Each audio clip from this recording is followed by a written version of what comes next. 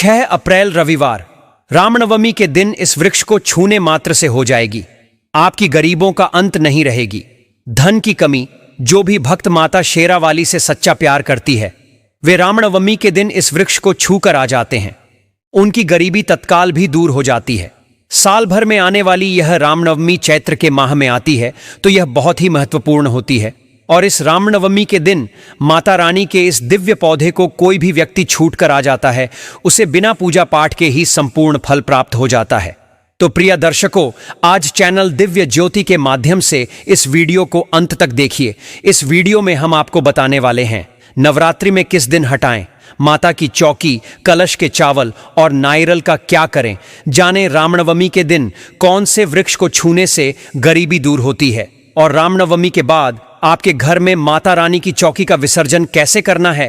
तेल की बाटी बच गई है, उसका क्या करें, और हरे भरे जवारे से जुड़े हुए उपाय का सही प्रयोग करके अपनी मनवांचित इच्छाओं को पूर्ण कैसे करें। संपूर्ण जानकारी एकमात्र वीडियो से आपको प्राप्त होने वाली है, तो बने रहिए आज के इस वीडियो में और अंत तक देखिएगा। इस वीडियो को बिल्कुल भूलकर मिस मत कीजिएगा, वरना आपको पूरी जिंदगी पछताना पड़ेगा। दोस्तों, हमारे जीवन में नवरात्रि का खास महत्व होता है, और सबसे ज्यादा महत्व होता है रामनवमी का। इस दिन लाखों भक्त कन्या पूजन करते हैं। माता रानी को प्रसन्न करने के लिए तरह तरह की पूजा पाठ करती है। दोस्तों, रामनवमी के दिन इन वृक्षों को छू करके चले आना, तत्काल गरीबी मिट्टी जाएगी, जीवन में होगी धन की वर्षा। दोस्तों, आज के इस वीडियो में आपको हम रामनवमी के दिन उन सरल उपाय के बड़े में बताने जा रहे हैं, जिनको अगर आप कर लेते हैं तो मां के चलिए आपके घर में कभी भी अन्य और धन की कमी नहीं होगी। आपके घर में सुख, शांति, समृद्धि में वृद्धि भी होगी। चैत्र मास के शुक्ला पक्ष की नवमी तिथि के दिन भगवान श्री हरि विष्णु के 21वें अवतार के रूप में त्रेता युग में मारा या दशरथ और रानी कौशल्या जी के घर में मर्यादा पुरुषोत्तम भगवान श्री राम जी का जन्म हुआ था। इसीलिए दोस्तों, रामनवमी के दिन हमारे हिंदू धर्म में बहुत ही ज्यादा विशेष महत्व बताया गया है। अगर रामनवमी के दिन आप कुछ वृक्षों को छू करके चले आते हैं, तो मान के चलिए आपके जान जान मंत्र की गरीबी, कष्ट, समस्याओं से आपको मुक्ति मिल जाएगी। आपकी जो भी मनोकामना होगी वो अवश्य ही पूरी होगी। दोस्तों, रामनवमी का दिन एक बहुत ही शुभ दिन माना गया है। रामनवमी इस बार 6 अप्रैल 2025 रविवार को पड़ रही है। बता दें, इस दिन अमृत सिद्धि योग, समर्थ सिद्धि, ब्रह्म योग, इंद्र योग जैसे कल 52 तरीके के नए योग बन रहे हैं। आपको बता दें, कुछ ऐसे वृक्षों के बड़े में हमारे धर्मशास्त्र बताया गया है, जिसमें रामनवमी के दिन ब्रह्मांड की मां सर्वशक्तिशाली शक्तियों का वास होता है।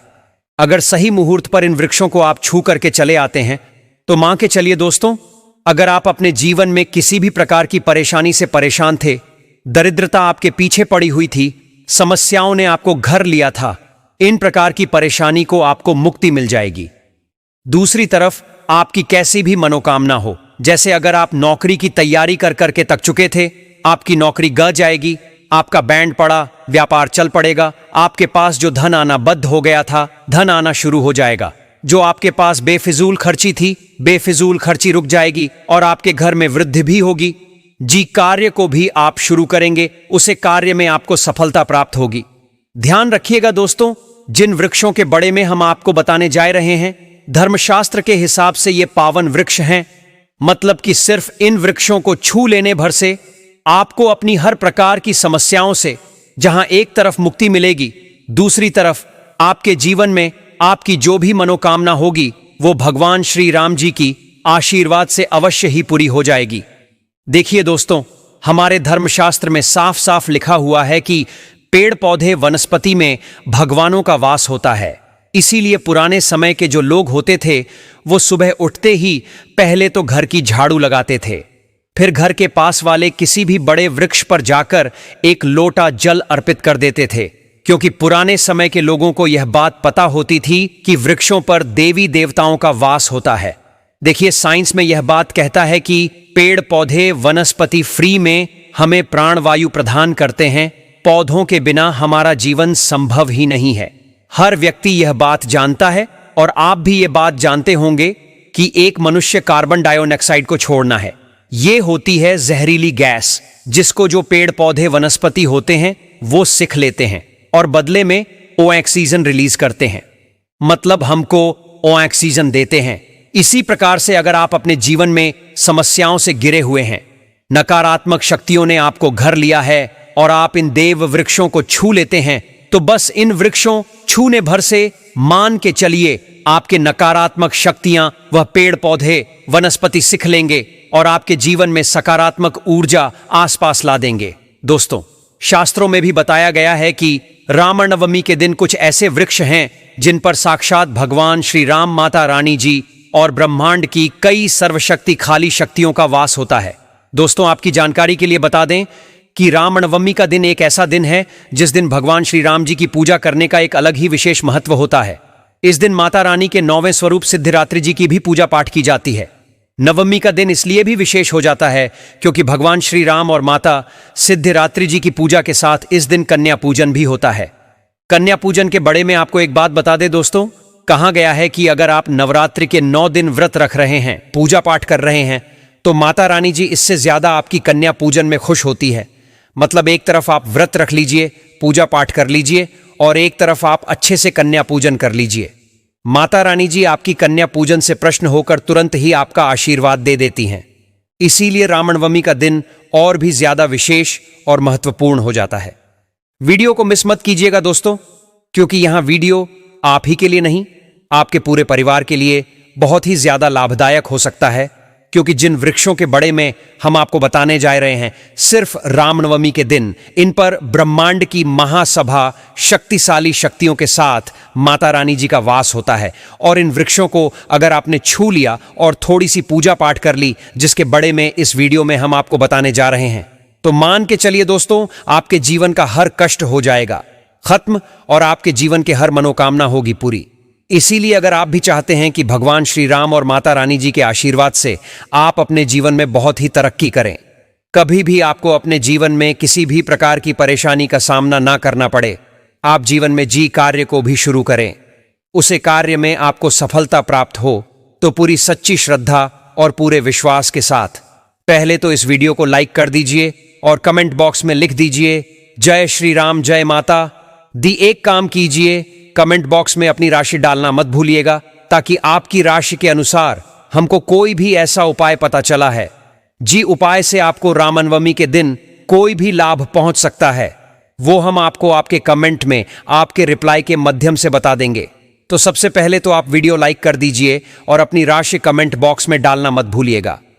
सबसे पहले वृक्ष जो आपको रामनवमी के दिन अवश्य ही छू करके आना है, वह है बेल का वृक्ष। बिल्कुल सही सुना आप लोग ने दोस्तों। बेल वृक्ष एक ऐसा वृक्ष है जिसके प्रत्येक पत्ते में माता पार्वती जी का वास होता है। इस वृक्ष में आपको भगवान भोलेनाथ जी का वास मिल जाएगा। बेल वृक्ष की जड़ में भगवान ब्रह्म जी का वास होता है। कहा जाता है बेल वृक्ष की जड़ में स्वर्ग तक बचत है। तो आपको बस यहां करना है दोस्तों, एक लोटा जल ले लीजिए। एक लोटा जल में 2 बूंद गंगा जल डाल दीजिए। गंगा जल मार्केट में बढ़िया आराम से मिल जाता है। घर के पास वाले किसी भी बेल के पेड़ के पास चले जाए, आपको एक लोटा जल अर्पित करने के बाद बेल वृक्ष छू लेना है और अपने घर पर चले आना। सिर्फ इतना भर अगर आप कर लेते हैं तो मान के चलिए पूरे साल आप लोग मुक्त रहेंगे, बीमारियों से आप लोग बचे रहेंगे।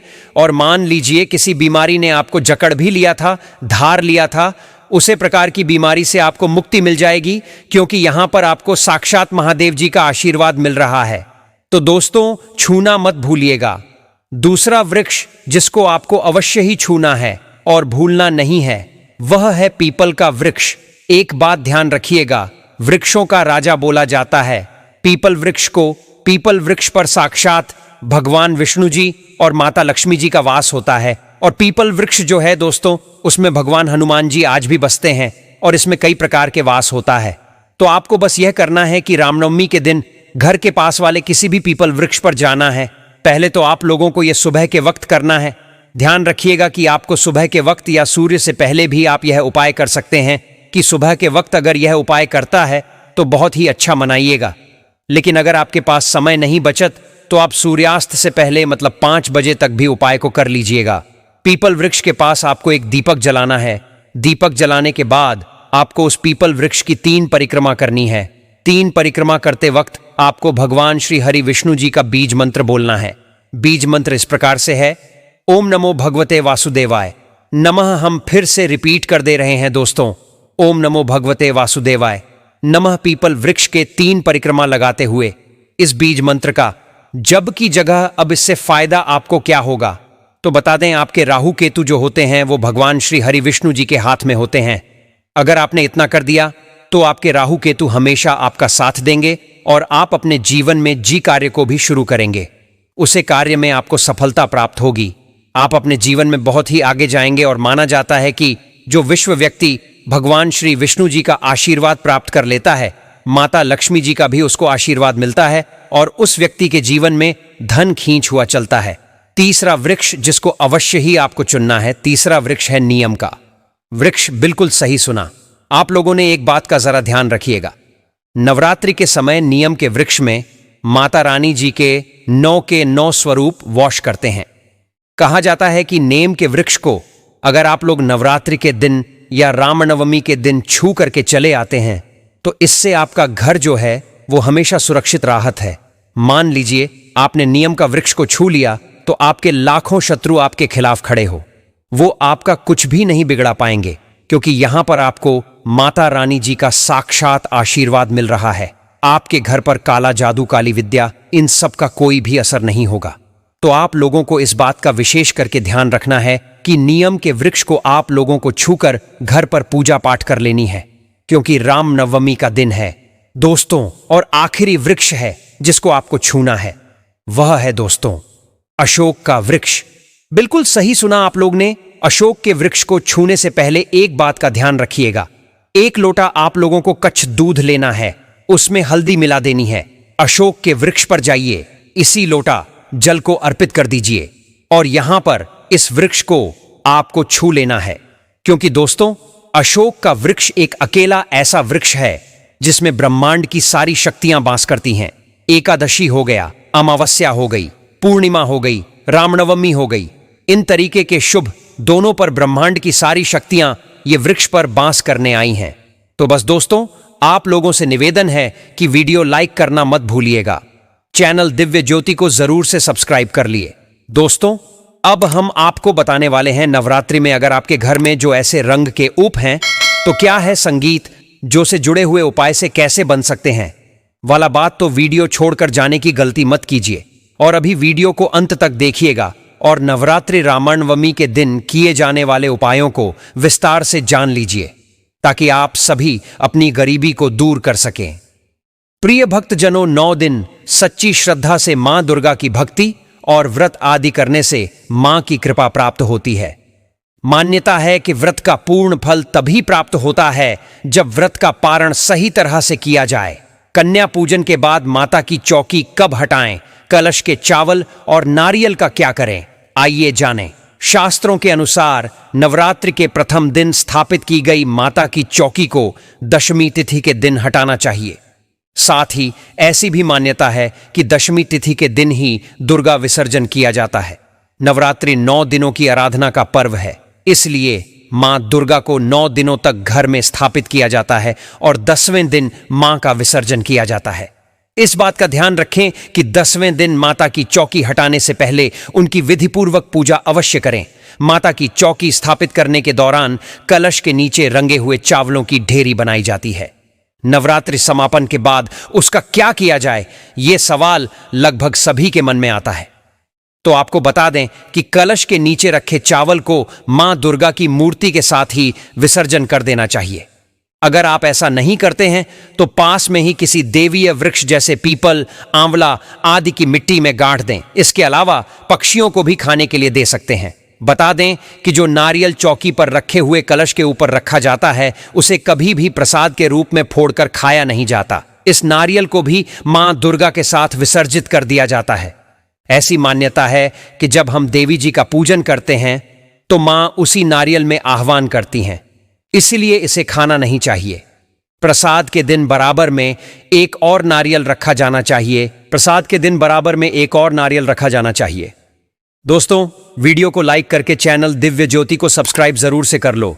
कमेंट में अपना नाम और राशि डाल दे। दोस्तों अगर आपके घर में हरी भरी जवारे है तो समझो माता रानी के आने का संकेत है। इससे आने वाले समय में आपको बहुत ज्यादा ही धन लाभ होगा।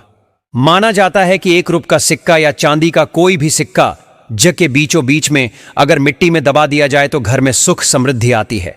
माता लक्ष्मी दौड़ी दौड़ी चली आती है। जग के अंदर हमेशा 1 रुपये का सिक्का अवश्य डालना चाहिए। जग को खाली नहीं रखना चाहिए, उसमें धन वगैरह अवश्य डालना चाहिए। इससे माता का आशीर्वाद सदैव परिवार पर बना रहता है और जीवन में कोई भी संकट नहीं आता। खाली जा मतलब धन भी खाली, खुशियां भी खाली ही मिलेगी। दोस्तों, नंबर 2, यदि आपकी नींद नवरात्रि के दौरान सुबह 4 बजे के आसपास खुलती है तो इसे बड़ा ही शुभ संकेत माना जाता है, क्योंकि यह समय ब्रह्म मुहूर्त कहलाता है। इस समय देवी शक्ति अपने सच्चे भक्तों को ही जगाती हैं। इस समय उठाना मतलब माता की कृपा प्राप्त करने के बराबर माना गया है। यह संकेत बताते हैं कि माता की सच्ची भक्ति का प्रभाव आपके ऊपर हो चुका है और माता रानी आपको जल्दी ही कोई खुशखबरी देने वाली है। मां आपकी सच्ची भक्ति से बहुत खुश है। दोस्तों, नंबर 3, यदि नवरात्रि में आपका मन प्रसन्न होने लगे, पूजा पाठ में आपका मन लगने लगे, पूजा करते समय मन का शांत होना यह दर्शाता है कि आपको बहुत जल्द मां की कृपा प्राप्त होने वाली है। माता रानी आपकी भक्ति से बहुत है। आपकी भक्ति माता रानी को आनंद दे रही है। ऐसे व्यक्ति को समझ जाना चाहिए कि उसके जीवन में अब अच्छा समय आने वाला है। दोस्तों, नंबर 4, नवरात्रि के दौरान अगर मां के गले से फूल गिर जाएं तथा जौ के हरे भरे पत्ते अगर बिन हवा के हिल जाए तो इसे अति उत्तम माना गया है। यह संकेत बताता है कि माता रानी का आगमन आपके घर में स्थायी रूप से हो चुका है। आपको माता लक्ष्मी की कृपा प्राप्त होने वाली है। यह संकेत कुछ खास लोगों को ही दिखाई देते हैं। माना जाता है कि अगर पूजा करते समय धुआं बढ़ जाए तो इससे यह पता चलता है कि आपके घर से गरीबी हमेशा हमेशा के लिए जाने वाली है। भूत प्रेत आत्माएं अब आपके घर से हमेशा के लिए जाने वाले हैं। पूजा करते समय धुएं का अधिक होना बहुत ही शुभ और मंगलकारी माना गया है। यह संकेत भविष्य में अच्छे परिणाम को दर्शाता है। दोस्तों, नंबर 5, द्वार पर गाय का आना। वेदों में बताया जाता है कि नवरात्रि के दौरान गाय माता का घर में आना बड़ा ही शुभ संकेत माना गया है। नवरात्रि में द्वार पर गाय का आना अत्यंत शुभ है। यदि आपके भी द्वार पर गाय आती है तो गाय के माथे पर कुमकुम लगाना ना भूले तथा गाय को रोटी जरूर खिलाएं। इससे मां दुर्गा अत्यंत प्रसन्न होंगी और आपकी झोली खुशियों से भर देंगी। द्वार पर गाय का बार बार आना भी जीवन में आने वाले अच्छे संकेतों की ओर इशारा करता है। दोस्तों, नंबर 6, सपने में शेर का दिखाई देना। अगर आपके सपनों में मां दुर्गा दिखाई देती है, अर्थात कोई भी देवी अगर आपके सपनों में दिखाई देती है तो बड़ा ही शुभ माना गया है। नवरात्रों में के पावन अवसर पर माता के दर्शन किसी खास भक्तों को ही होते हैं। यह सपने कभी किसी को शेयर मत करना। यदि माता की सवारी तथा शेर रात्रि में सपनों में बार बार दिखाई देता है तो मां दुर्गा आपसे प्रसन्न है। यह संकेत बताते हैं कि जल्द ही आपकी कोई मनोकामना अवश्य पूर्ण होगी और आपके शत्रुओं का नाश हो जाएगा। शत्रु आपके नाम से ही थर थर कांपने लगेंगे। मां दुर्गा का वाहन शेर है, इसीलिए नवरात्रों में शेर का दिखाई देना अत्यंत शुभ संकेत होता है। दोस्तों, नंबर 7, यदि कोई छोटी कन्या आपको सुबह सुबह लाल वस्त्र धारण हुए दिखाई देती है तो आपने साक्षात मां दुर्गा के दर्शन किए हैं। यदि नवरात्रों में सबसे पहले आपके घर में कन्याओं का आगमन हो जाए तो समझो आपको दुनिया की कोई भी शक्ति, ब्रह्मांड की कोई भी शक्ति आपको करोड़पति होने से नहीं रोक सकती। आपके जीवन में, आपके घर में माता लक्ष्मी का आगमन होने वाला है। आप दिन दुगनी रात चौगुनी तरक्की करेंगे। अब आप खुशियां मनाइए और मिठाइयां बांटें। ऐसे में कन्याओं को भरपूर तरीके से खुश रखें और उनका आगमन दूध से चरण धुला कर करें।